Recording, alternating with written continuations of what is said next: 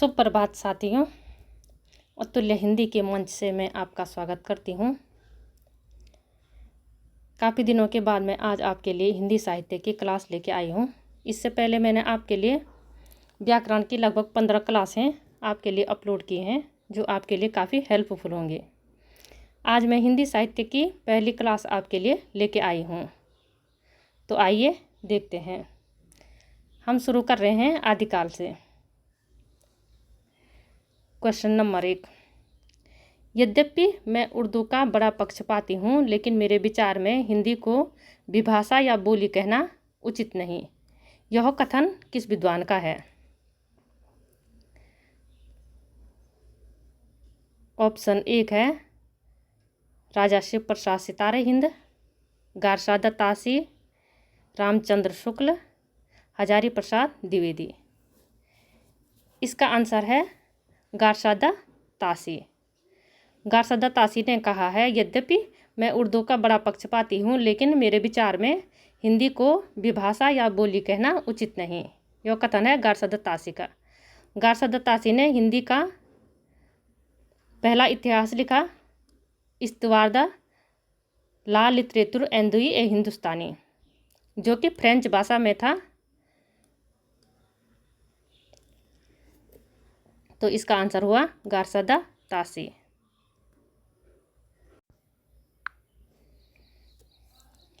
Question number 2 है, पुरानी हिंदी ग्रंथ के लेखक हैं।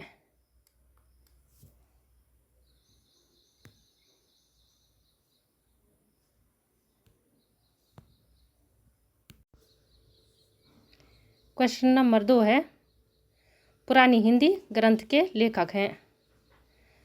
हमारे ऑप्शन है चंद्रधर शर्मा गुलेरी, नलिन बिलोचन शर्मा, रामचंद्र शुक्ल, हजारी प्रसाद द्विवेदी। इसका ऑप्शन है चंद्रधर शर्मा गुलेरी। ऑप्शन ए है चंद्रधर शर्मा गुलेरी। क्वेश्चन नंबर 3 है, हिंदी साहित्य का दूसरा इतिहास ग्रंथ के लेखक हैं। हमारे ऑप्शन है नामवर सिंह, दूधनाथ सिंह, सुमन राजे, बच्चन सिंह। हिंदी साहित्य का दूसरा इतिहास ग्रंथ के लेखक हैं। हमारा ऑप्शन होगा option D, doctor Bachchan Singh. Question number 4 है, हिंदी साहित्य का आधा इतिहास के लेखक हैं। हमारे ऑप्शन है इंद्रनाथ मदान, सुमन राजे, श्याम सुंदर दास, ममता कालिया। हमारा ऑप्शन है सुमन राजे। हिंदी साहित्य का आधा इतिहास की लेखिका हैं सुमन राजे। क्वेश्चन नंबर 5 है, हिंदी साहित्य रामचंद्र शुक्ल ने हिंदी साहित्य के आधुनिक काल को किस नाम से अभिहित किया? हमारे ऑप्शन है वर्तमान काल, गद्य काल, उत्थान काल या इनमें से कोई नहीं। हमारा ऑप्शन होगा ऑप्शन ए, ऑप्शन बी, गद्य काल। रामचंद्र शुक्ल ने हिंदी साहित्य के आधुनिक काल को गद्य काल नाम से अभिहित किया है। क्वेश्चन 6 है, मिश्र बंधु विनोद का चौथा भाग कब प्रकाशित हुआ? हमारे ऑप्शन है 1934, 1913, 1910 या 1900 ईस्वी में। मिश्र बंधु विनोद का चौथा भाग 1934 में प्रकाशित हुआ। बाकी 3 भाग 1913 में प्रकाशित हुए। 3 भाग मिश्र बंधु विनोद के 3 भाग एक साथ ही 1913 ईस्वी में प्रकाशित हुए और चौथा भाग 1934 ईस्वी में प्रकाशित हुआ। अब आता है क्वेश्चन नंबर 7। हिंदी साहित्य के अधिकांश विद्वानों के अनुसार हिंदी साहित्य का प्रथम कवि हैं। हिंदी साहित्य के प्रथम कवि कौन हैं? हमारे ऑप्शन है कबीरदास, सूरदास, सरहप्पा होना चाहिए यहाँ पे, सरहप्पा और विद्यापति। अधिकांश विद्वानों के अनुसार हिंदी साहित्य के प्रथम कवि हैं सरहप्पा, और सरहप्पा को हिंदी साहित्य के प्रथम कवि किसने माना है? राहुल सांकृत्यायन ने। राहुल सांकृत्यायन ने सरहप्पा को हिंदी साहित्य का प्रथम कवि माना है।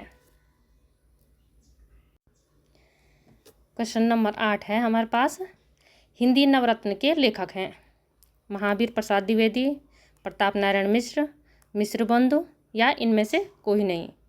हिंदी नवरत्न के लेखक हमारा आंसर है मिश्र बंधु। हिंदी नवरत्न के लेखक हैं मिश्र बंधु। मिश्र बंधुओं ने हिंदी नवरत्न को 1910 ईस्वी में लिखा। मिश्र बंधुओं में 3 बंधु शामिल हैं, श्याम बिहारी, सुखदेव बिहारी, गणेश बिहारी। 3 बंधु मिश्र बंधुओं में शामिल हैं और इन्होंने हिंदी नवरत्न की रचना की 1910 ईस्वी में मिश्र बंधुओं ने। क्वेश्चन नंबर 9 है हमारे पास, हिंदी साहित्य का इतिहास दर्शन के लेखक हैं। हमारे ऑप्शन है, ऑप्शन ए है डॉक्टर नगेंद्र, ऑप्शन बी है नलिन बिलोचन शर्मा, ऑप्शन सी है महावीर प्रसाद द्विवेदी, ऑप्शन डी है नंद दुलारे वाजपेयी। तो हमारा आंसर होगा नलिन बिलोचन शर्मा। हिंदी साहित्य के इतिहास दर्शन के लेखक हैं नलिन बिलोचन शर्मा। क्वेश्चन नंबर 10 है हमारे पास, आदिकाल को बीज वपन काल नाम दिया है। आदिकाल को बीज वपन काल नाम किसने दिया है? हमारे ऑप्शन है, ऑप्शन ए है विश्वनाथ प्रसाद मिश्र, ऑप्शन बी है रामचंद्र शुक्ल, ऑप्शन सी है महावीर प्रसाद द्विवेदी, ऑप्शन डी है भगीरथ मिश्र। हमारा आंसर है महावीर प्रसाद द्विवेदी। महावीर प्रसाद द्विवेदी ने आदिकाल को बीज वपन काल नाम दिया है। रामचंद्र शुक्ल ने वीर गाथा काल दिया। आदिकाल को वीर गाथा काल नाम दिया ये रामचंद्र शुक्ल ने, और आदिकाल को बीज वपन काल नाम दिया है महावीर प्रसाद द्विवेदी ने। क्वेश्चन 11 है हमारे पास, साहित्य जनसमूह के हृदय का विकास है। यह कथन किस विद्वान का है? हमारे ऑप्शन है भारतेंदु हरिश्चंद्र, बाल कृष्ण भट्ट, महावीर प्रसाद द्विवेदी, हजारी प्रसाद द्विवेदी। हमारा ऑप्शन होगा बाल कृष्ण भट्ट। साहित्य जनसमूह के हृदय का विकास है, यह कथन है किसका? बाल कृष्ण भट्ट का। अब आता है क्वेश्चन नंबर 12। क्वेश्चन नंबर 12, किस लेखक के इतिहास ग्रंथ में सर्वप्रथम हिंदी साहित्य का काल विभाजन मिलता है? हमारे ऑप्शन है शिव सिंह सेंगर, महेश्वर दत्त शुक्ल, मौलवी करीमुद्दीन, जॉर्ज ग्रियर्सन। किस लेखक के इतिहास ग्रंथ में सर्वप्रथम हिंदी साहित्य का काल विभाजन मिलता है? हमारा आंसर होगा जॉर्ज ग्रियर्सन। सबसे पहले काल विभाजन किया है जॉर्ज ग्रियर्सन ने। हिंदी साहित्य का सर्वप्रथम इतिहास लिखा था गारसा दत्तासी ने, जिन्होंने कि हिंदी साहित्य का इतिहास फ्रेंच भाषा में लिखा। उसके बाद लिखा है शिव सिंह सेंगर ने। सबसे पहले हिंदी भाषा में हिंदी साहित्य का इतिहास लिखा है शिव सिंह सेंगर ने, और उसके बाद लिखा जॉर्ज ग्रियर्सन ने, जिन्होंने कि अपने हिंदी साहित्य के इतिहास में काल विभाजन किया है। अब आता है क्वेश्चन नंबर 13। क्वेश्चन नंबर 13, किस ग्रंथ में राधा कृष्ण के प्रेम का अनूठा वर्णन मिलता है?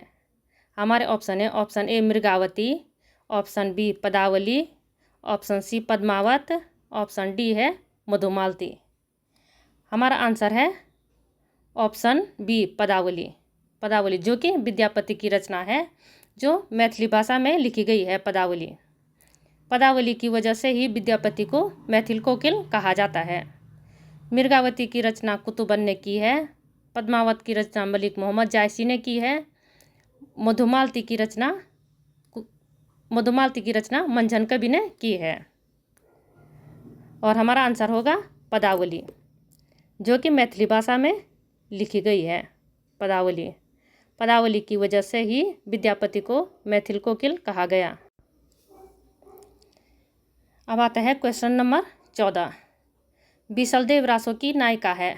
हमारे ऑप्शन है, ऑप्शन ए है पद्मावती, ऑप्शन बी है राजमती, ऑप्शन सी है इंद्राणी, ऑप्शन डी है कमला। हमारा आंसर है ऑप्शन बी राजमती। बीसलदेव रासो की नायिका है राजमती। बीसलदेव रासो की रचना नरपति नाल ने की है। बीसलदेव रासो की रचना नरपति नाल ने की है। बिसलदेव रासो की रचना नलपति नाल ने की है और इसकी नायिका है राजमती। अब आता है क्वेश्चन नंबर 15। क्वेश्चन नंबर 15 है चर्यापद के रचयिता हैं। ऑप्शन ए है सरप्पा, सबरप्पा, लुइप्पा, कुकरिप्पा। हमारा आंसर होगा शबरपा। चर्यापद के रचयिता हैं शबरपा। यह एक प्रकार का गीत है जो कि अनुष्ठानों में गाया जाता है। चर्यापद एक प्रकार का गीत है जो कि अनुष्ठानों में गाया जाता है और इसके रचयिता हैं शबरपा। ये सारे सिद्ध कवि हैं। धन्यवाद।